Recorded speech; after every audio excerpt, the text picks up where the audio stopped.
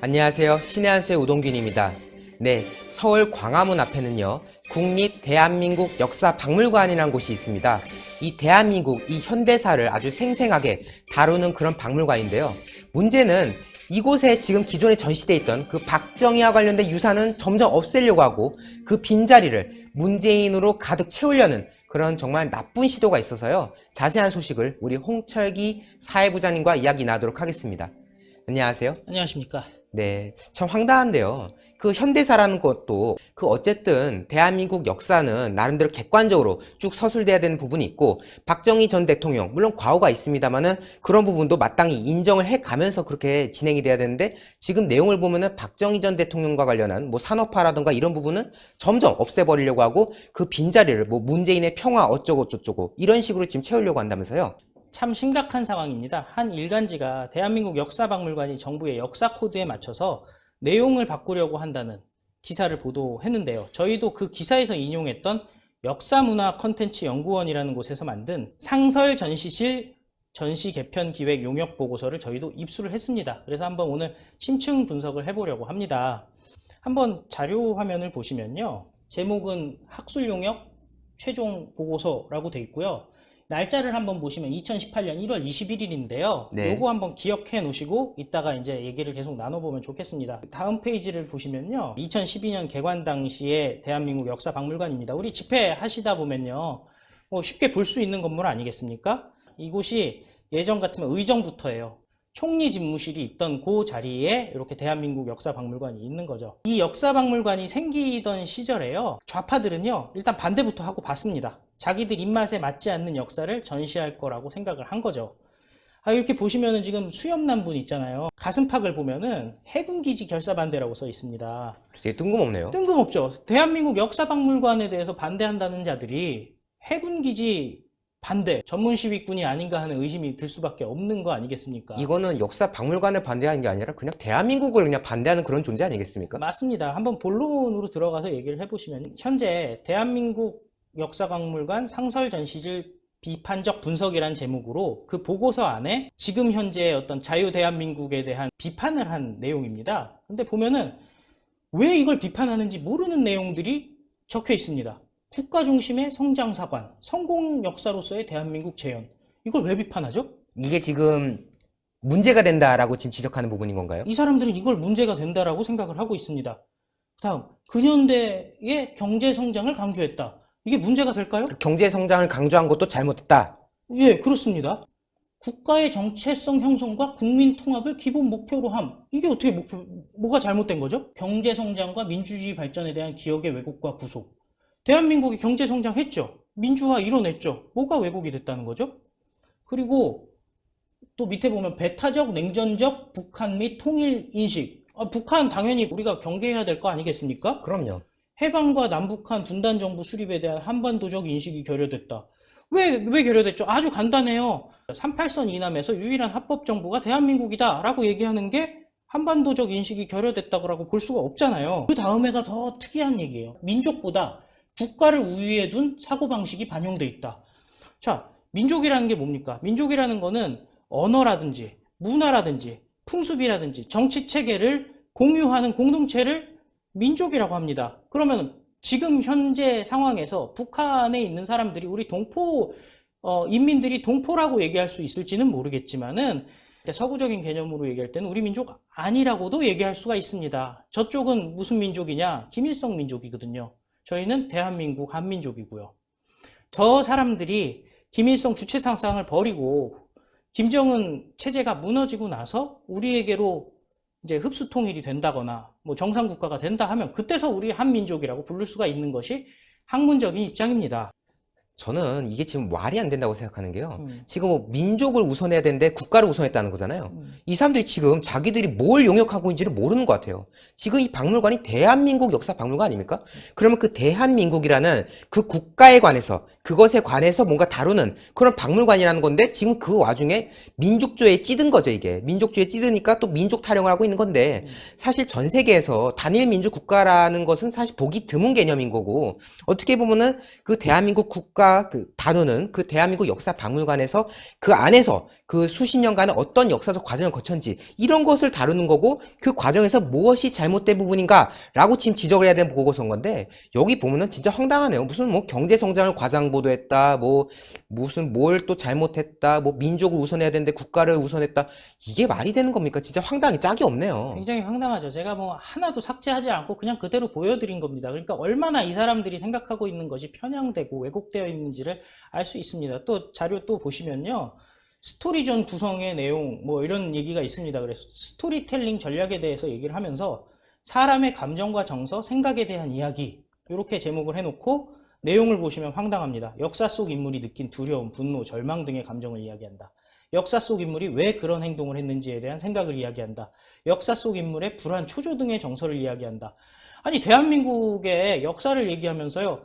기쁨과 환희의 순간 많이 있지 않습니까? 그거 다 깡그리 무시하고 분노, 절망, 두려움, 불안, 초조 무슨 우리 민족의 무슨 뭐 한해 정서에 뭐 맺혔습니까? 아니면 이 사람들 도대체 뭐가 문제길래 지금 대한민국 경제 성장하고 진짜 행복하게 살아가고 있었지 않습니까? 몇 년 전까지만 해도 우리가. 그런데 왜 굳이 이런 부정적인 거를 강조하는지 진짜 이해가 되지를 않습니다. 저는요, 이게 무슨 박물관이 아니라 무슨 문학관을 만들려는 것 같아요. 아니, 박물관이란 것은 최대한 뭔가 건조하게, 정말 객관적인 그런 사실을 바탕으로 뭔가 전시라고 해야 되는 건데, 무슨 감정을 놓고 뭐 물어봤습니까?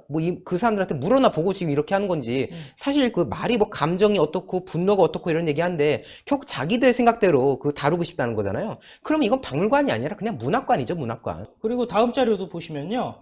이게 미국과 북한에 대한 해방 상황에서의 비교입니다. 그런데 내용을 보면요.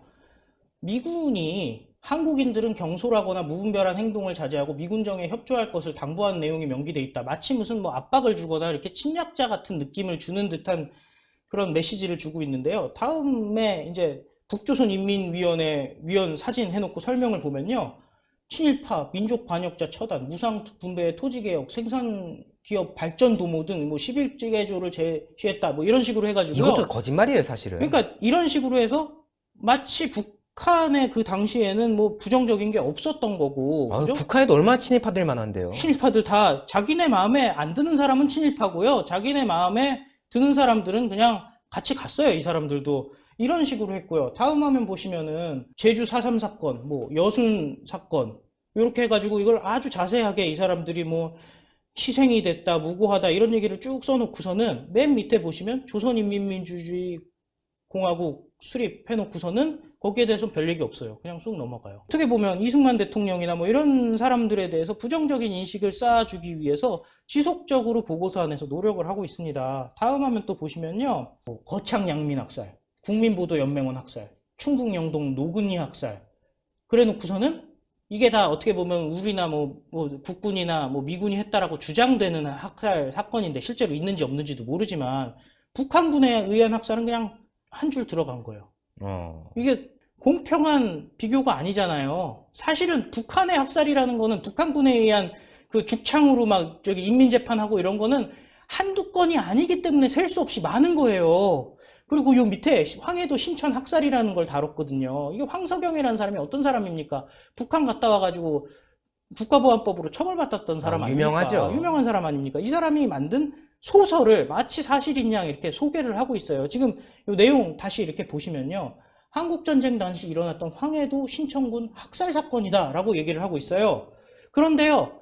진실은 무엇이냐? 1950년대요. 황해도에 있던 우리 우익지사들 있지 않습니까? 레지스탕스들이 북한에 반대해가지고 구월산 같은 곳에 이렇게 유격대를 조직을 합니다. 그래서 그 북한에 인민재판하고 그러던 부역자들 있지 않습니까? 그 사람들에 대해서 황해도 봉기라는 걸 일으켜요. 그 수많은 민족의 반역자들을 처단을 하는 그런 쾌거를 일으키거든요. 북한에서는 미군에 의한 학살이라고 왜곡해서 하고 있어요. 35,000명을 죽였다는 거예요. 어떻게 35,000명을 죽입니까? 황해도 신천 인구의 4분의 1을 죽였다는 거예요. 그게 실제로 있을 수가 없는 얘기고요. 그 다음에 북한에서는 해리슨이라는 사람을 지목해가지고 그 사람이 미군 중위가 35,000명을 죽였다고 주장을 하는데요. 그 시점에 황해도 신천에 없었어요. 왜 없었냐? 그 인천 상륙작전 이후에 미군이랑 우리 군은요, 평양 수복을 위해서 빠르게 진격을 합니다. 그래서 곳곳에 이렇게 시골에 들어가가지고 거기서 무슨 뭐 점령하고 그럴 새가 없었어요. 그냥 바로 그냥 돌격했다는 그냥 거 바로 아니겠습니까? 평양 간 그렇죠. 거예요.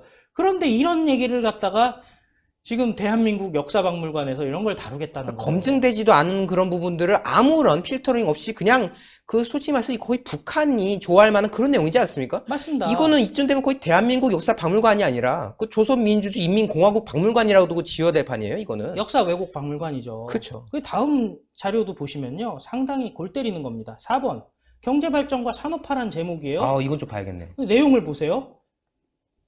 한미일 동맹을 강화하는 동시에 경제개발 자금을 확보하기 위해 민주화 세력의 반대에도 불구하고 1965년 한일협정을 체결하였다. 경제발전의 전시 내용이 한일협정이에요. 이게 무슨 소리입니까? 경제발전하려면 경제발전에 대한 내용을 써야 되잖아요. 한일협정 비준서, 한일협정 조인기사 이런 거를 다루고 있어요. 경제발전이 뭡니까? 우리가 포항제철 만들고, 그죠?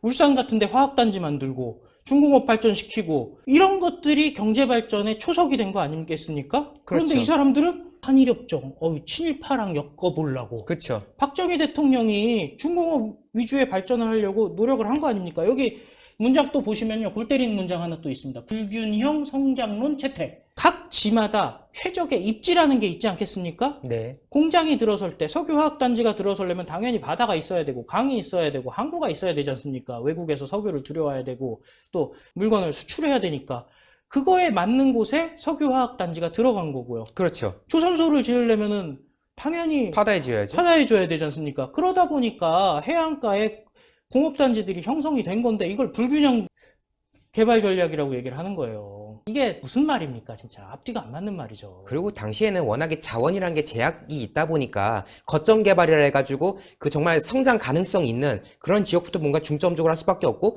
또 중화공업이라든가 이런 부분들은 당연히 뭐 해안이라든가 그 각지에 그 적합한 지역에다가 하는 것이 당연한 건데 이걸 가지고 여기에다 뭘 해줬고 여기다 이거 안 해줬으니까 이건 불균형이야. 이런 식으로 단정적으로 말하는 게 정말 코미디인 거죠. 다음 자료 보시면은 갑자기 흑역사처럼 이명박 박근혜 대통령 시절에 대한 얘기를 쏙 빼놓고요. 그냥 DJ, 노무현, 문재인으로 넘어가게 됩니다. 그리고 돼지들이랑 악수하는 사진을 올려놓습니다. 아니 그러면은 뭐 김대중 노무현 그렇다 쳐요. 그러면 그 이후에 임기가 이명박 대통령이 있고 박근혜 대통령이 있는 부분인 건데 지금 그거에 대한 서술은 없다는 건가요? 없습니다. 없고 바로 그냥 문재인으로 갔다는 거예요? 바로 넘어갑니다. 아, 이건 정말 문제 아닙니까? 제대로 문제양이죠. 아니 박물관이라는 것이 나름대로 뭔가 그 고증의 과정이 있어야 되잖아요. 예. 아무래도 그 자료도 있어야 되고, 그러니까 그 당대에는 그 확인하지 못할 수 있는 그런 부분들을 체크를 해가지고 그것을 나중에 추후에 후대에 그렇게 알려야 되는 부분인 건데 지금 1년 됐나요? 1년 정도밖에 안 된 것 같은데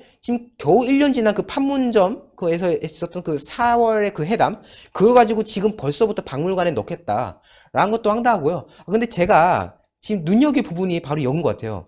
아까 날짜를 주목하라 하시지 않습니까? 맞습니다. 네, 날짜에서 분명히 1월이라 했는데 어떻게 지금 4월달께 들어갈 수 있죠? 결국은 제출된 보고서에 대해서 급하게 무언가를 끼워 넣었다고 볼 수밖에 없죠. 사실 말씀하신 대로 역사라는 것이 역사적으로 검증된 사실에 대해서 얘기하는 거 아니겠습니까? 1년밖에 되지 않은 건 역사의 그 영역이 아니라요. 우리 같은 사람들이 정치의 다루는 영역이죠. 정치 혹은 언론에서 다룰 만한 미디어의 영역 아니겠습니까? 사실 외국에서는요.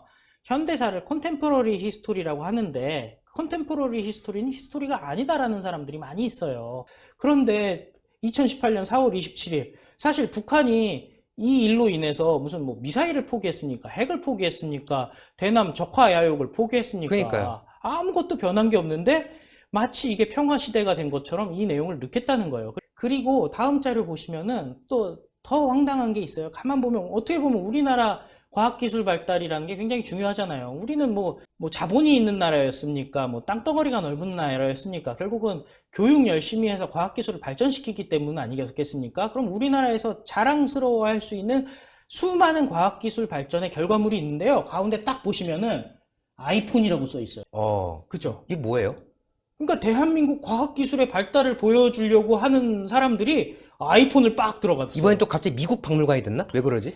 모르겠어요. 이게 우리나라 것만 대한민국 것만 아니면 다 된다? 뭐 이런 게 아니겠습니까?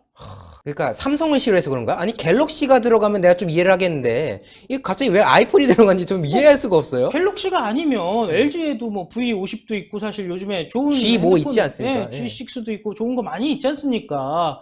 근데 왜 아이폰이 들어갔을까요? 아니 무슨 넣을 거면 확인은 좀 하고 넣던가 해야 되는데 저도 사실 몰랐어요. 뭐가 문제라는 거지 하고 있었는데 아이폰 말씀하시니까 아차 싶더라고요. 아니 갑자기 막 북한 박물관 됐다가 미국 박물관 됐다가 이게 지금 뭐 하는 짓거리인지 이해할 수가 없네 진짜. 그러니까 신의 한 수 아니면 찾아낼 수가 없는 거예요. 무슨 그러게요. 뭐 메이저 언론들 이거 기사 했지만은 이거 못 본 거예요. 음.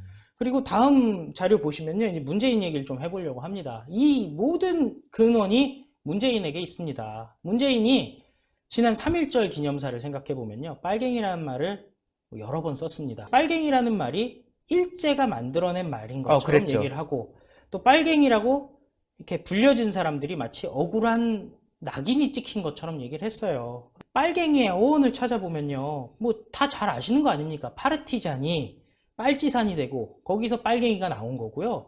또 공산주의자들 스스로가 빨갱이라고 스스로 붉은 것이라는 단어를 많이 썼어요. 소련 공산당 깃발 당연히 적색이고요. 그 사람들이 부르는 노래 적기가고요. 이 사람들이 빨간 완장 차고 다니면서 하다 보니까 민간인들이 증오와 반감을 갖고선 빨갱이라고 부른 거지 무슨 일제가 뭐 해가지고 빨갱이라고 부르면 친일이고 이거 절대 맞는 얘기가 아니거든요. 그러니까 이 사람들이 생각하는 역사라는 거는 우리가 생각하는 역사랑은 완전히 다른 거예요. 그리고 문재인은요, 3.1절 기념사 때 또 이런 얘기도 했어요. 식민지와 전쟁, 가난과 독재를 극복하고 기적과 같은 경제 성장을 이뤄냈습니다. 그런데 앞뒤가 안 맞는 그렇죠. 얘기예요. 안 맞네요. 식민지와 전쟁, 가난과 독재를 극복한 게 아니라요. 그런 과정을 통해서 독재라고 얘기하지만 결국에는 박정희 대통령이 비전을 갖고 요즘 말로 멱살 잡고 캐리한 거 아닙니까? 쉽게 얘기해서. 그렇죠. 아무 인프라가 없고 진짜 인적 자원밖에 없는 대한민국을 교육과 그죠? 외국에서의 어떤 투자 유치와 그리고 선견지명 그죠? 결단력 이렇게 해서 중화공업을 육성했고요. 그 다음에 경부고속도로 남들 다 반대하는 거 뚫어가지고 대한민국을 일일 생활권으로 만들었습니다. 이런 앞뒤가 맞지 않는 역사의식을 보유하고 있고요. 그런 의미에서 하루 이틀 실수한 게 아니라 사실 또 찾아보면 육사 졸업식 때 한 얘기를 보면은 진짜 말이 안 되는 소리를 했어요. 육군사관학교의 역사적 뿌리는 100여 년 전 신흥무관학교에 이른다. 이런 얘기를 했어요. 이게 참 웃긴 얘기가요. 신흥무관학교는 1911년에 개교해서 20년에 폐교가 됩니다. 그리고 47년에 신흥대학이라는 이름으로 이시영이라는 당시 부통령이 개교를 해요. 이 사람은 이제 이 역사 왜곡이요. 전방위로 지금 이루어지고 있습니다. 문재인이 입을 열 때마다 역사 왜곡을 계속 실시를 하고 있고요. 그 다음에 박물관에 있는 내용까지도 본인들의 입맛에 맞춰서 왜곡하고 있습니다. 사실 왜곡을 하면요. 시간이 지나면은 들통나지 않겠습니까? 이 사람들이 그래서 뭐 몇십 년 동안 정권 계속 붙잡고 있으려고 지금 안달복달 하고 있는 거 아닐까요? 제 생각엔 그렇습니다. 그래서 우리 애국 시민들 제발 다음 총선에서는 더 이상 문재인 세력들, 좌파들 준동하지 못하도록 이번에는 다 힘을 모아서 투표 제대로 하고 왜곡되어 있는 우리 역사 다시 찾았으면 좋겠습니다. 네, 오늘도 홍철기 사회부장님 대단히 고생 많으셨습니다. 네, 대한민국 역사박물관. 사실 저도 한 4년 전에 우연히 기회가 있어서 가본 적이 있었는데요. 정말 잘 돼 있더라고요. 나름대로 객관적으로 정말 건국에서부터 그 최근에 이르기까지 나름대로 그 산업화와 민주화를 정말 공평하게 잘 다뤘다라는 생각을 할 수 있었던 그런 곳이었습니다. 그런데 지금 이 문재인 정부가 들어서고 이것을 지금 리모델링을 하려고 하는데 이런 식으로 만약 대한민국 역사박물관을 만든다고 한다면은 과연 이것이 바로 대한민국의 역사를 다루는 곳이라 할 수 있겠습니까? 저는요, 아까 우리 홍 부장님께서 말씀하신 걸 들을 때마다 이게 북한 역사박물관인지 미국 역사박물관인지 헷갈릴 정도더라고요. 황당하기 짝이 없습니다. 네, 동그랗게 올라오는 구독 버튼 눌러주시고요. 추천 버튼 눌러주시고요. 댓글로 많은 응원과 성원 부탁드리겠습니다. 여러분, 대단히 감사합니다. 고생하셨습니다.